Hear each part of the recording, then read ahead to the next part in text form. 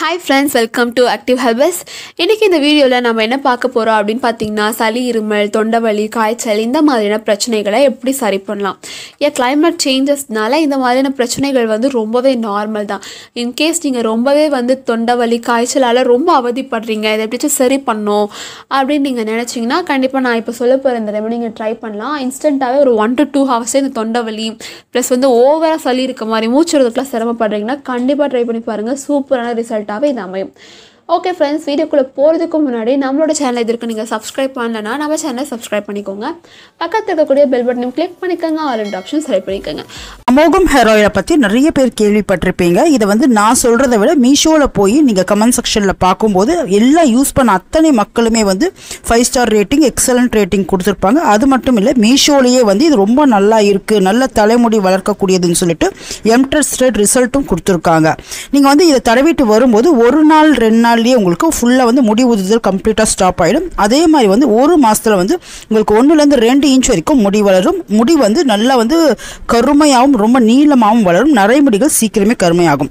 அதே மாதிரி இது கூட வந்து ஃப்ரீயா வந்து நீம் கோம்பு முடி வளர வைக்கக்கூடியது. இது வந்து வாரும்போது நல்ல வந்து தலைக்கு ரத்த ஓட்டத்தை ஏற்படுத்தி நல்ல முடியை வளர வைக்கக்கூடிய ஒரு கோம்பும் ஃப்ரீயா கொடுக்குறோம். இதுக்கான லிங்க் வந்து நான் டிஸ்கிரிப்ஷன்லையும் கமெண்ட் செக்ஷன்ல வைக்கிறேன். கட்டாயம் வந்து தேவைப்படுறவங்க செக் பண்ணி வாங்கி பாருங்க.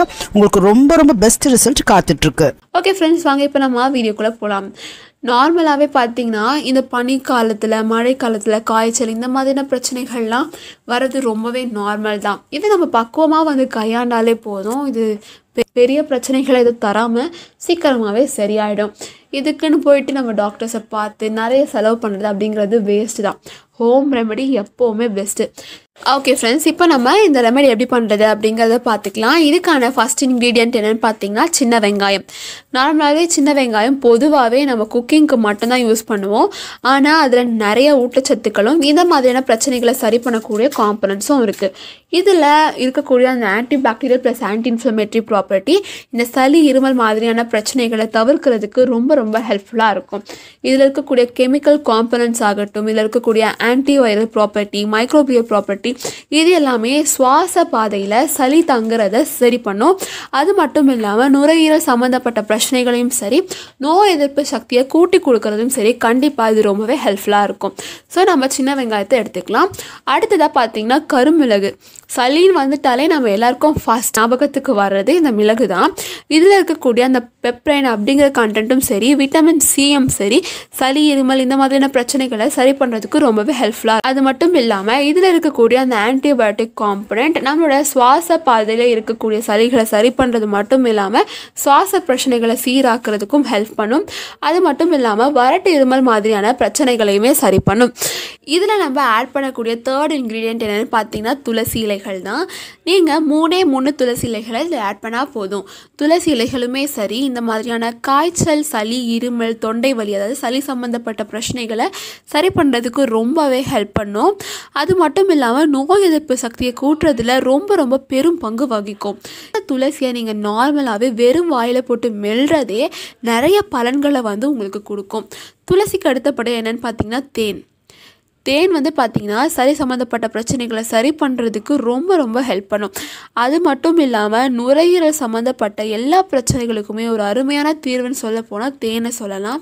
நீங்கள் தேனைன்னு சொல்லிட்டு மார்க்கெட்டில் ஏதோ கிடைக்கக்கூடிய தேனை யூஸ் பண்ணாதீங்க.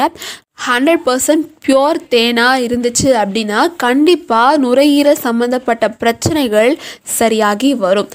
கடைசியாக நம்ம இதில் ஆட் பண்ண போகிற அந்த 5வது பொருள் என்னன்னு பார்த்தீங்கன்னா வெற்றிலை.